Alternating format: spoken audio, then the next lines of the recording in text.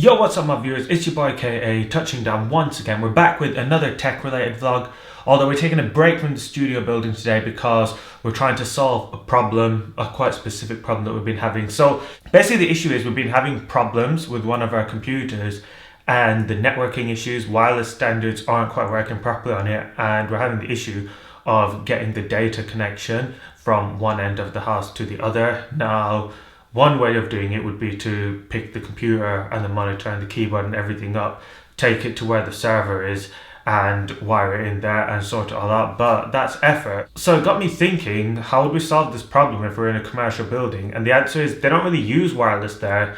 Most of it is all network connections, and I thought, well, why can't we do that at home too? And the answer is we can. It just takes a bit of effort and a bit of work, and that's exactly what we're going to do. Now, in commercial building situations, they obviously have the benefit of running cables through the walls or under dedicated runs under the floor. We don't have that issue, so we're going to just rip up the carpet and run it under there. We actually have done this project before in the old house, but it was kind of a botched cowboy job and I wanted to do it properly this time. Now, if we got Sky TV installed, the way they would do it was they'd take a stapler and staple it all to the wall, but that looks whack. So here's the tools for today's job. I actually managed to source a flat Cat 6 cable, which should be good for running it under the carpet because there's not going to be any grooves and you're not going to notice it when walking over it.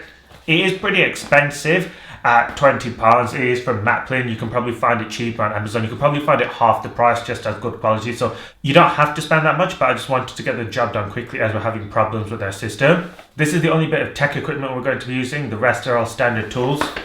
After that, we got pliers that we're going to be using to lift up the carpet to get the install job done.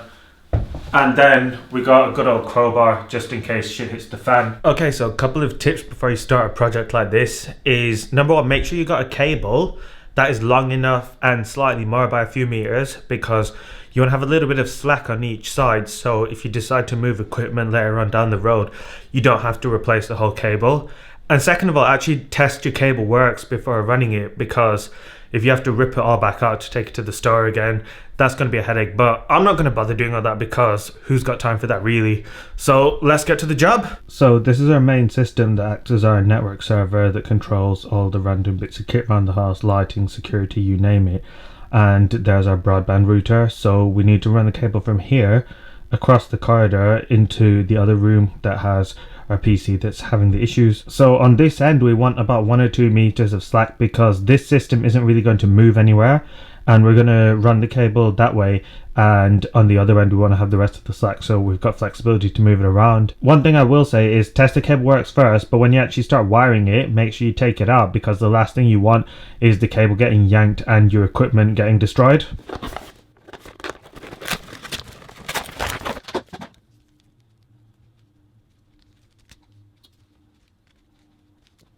Okay, so Maplin aren't exactly renowned for the quality, but it looks like a semi-decent cable, so it doesn't look like it's weak. The connectors are half decent and it should run under the floor pretty easily. So one issue with cable running is getting it through doors. So the flat cable means it gets under the door pretty easily without jamming it, but it's still visible where we have this silver bar. So this is where the crowbar comes into it. I'm going to try and lift up this bar to get the cable under it. If it doesn't work, I'm going to end up trashing the house, but I guess that's why I'm trying it before showing you guys how to do it, but let's give it a go. So what I'm actually going to do first is try and grip the carpet with pliers and just pull it up. It comes up nice and easy, so we can get the cable down here. It doesn't actually seem like it's going to be too hard to get out, so I think we'll be able to lift it up without doing too much damage and actually thread it under, if we can just get the right angle for it.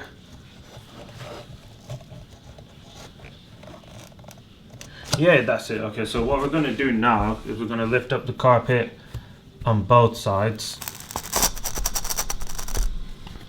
It would help if I didn't put the camera where I needed to lift the carpet up, but we'll get to it. So what I'm actually going to do is to take the cable from the end and lift the board up a little bit and then thread it through.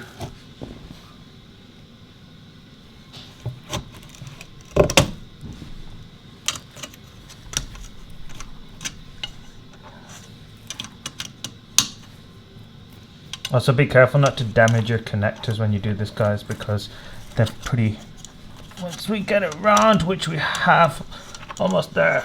Okay.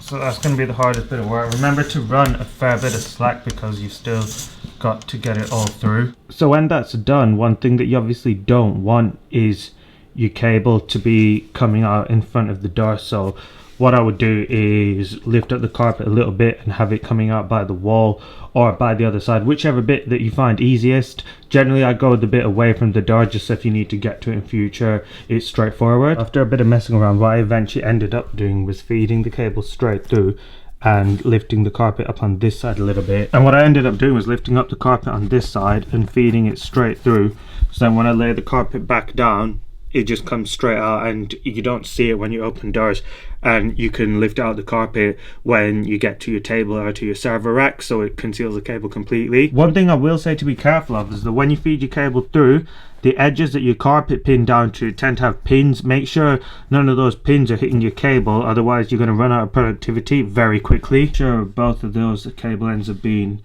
fed through at a safe point. Then I'm just going to hammer the edges down lightly. Obviously you don't need to use too much pressure because any more and you're just going to damage your walls and whatnot, and that's about it. Obviously the area where your cable comes out, don't hammer that, just pat it down lightly. You don't need to use too much pressure for carpet as it is. It should be relatively straightforward to do.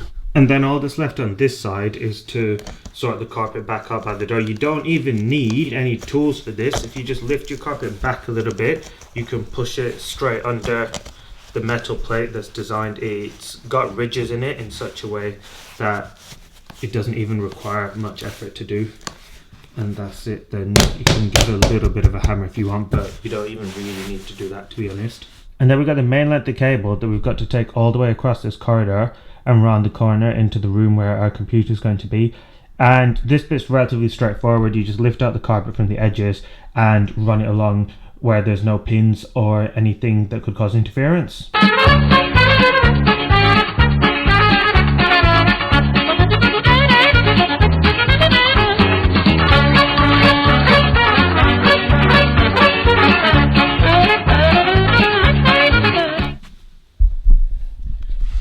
And that's the majority of the work done pretty much. Obviously you can't see any cabling here. We've gone all the way around. We've gone through, so the cable's running underneath us and into here, and then it comes back out. And obviously we're going to do the exact same on this end. We're just going to lift the carpet up, just thread it under that metal bolt and go straight to the machine. Easy thing about this room is we're running it on the right side of the door, so there's nothing to get in our way. It's simply a matter of getting both the carpets up and lifting up the bar, and we're good to go if we can get to it. Okay, so we're going to use the same tactic as we did on the other end. Sometimes you can get away with just lifting the bar up depending on how big the cable you have is. Obviously with Cat 5 it can be a bit tricky, so we're just going to do it the safe way.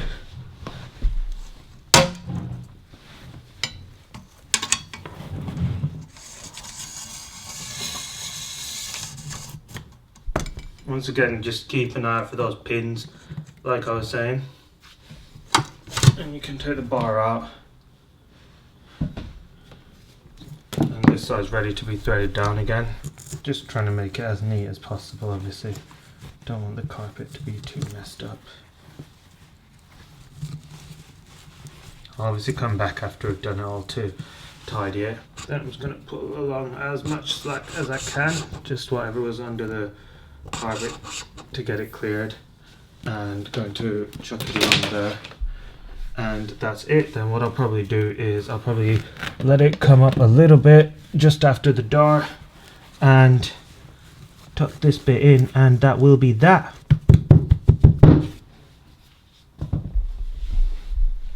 And that's how you do it, guys. We've got nice hidden network cable under the floor. We've got solid reliability, none of this wireless dropout issues, and that's it. So not a bad day's work, I guess.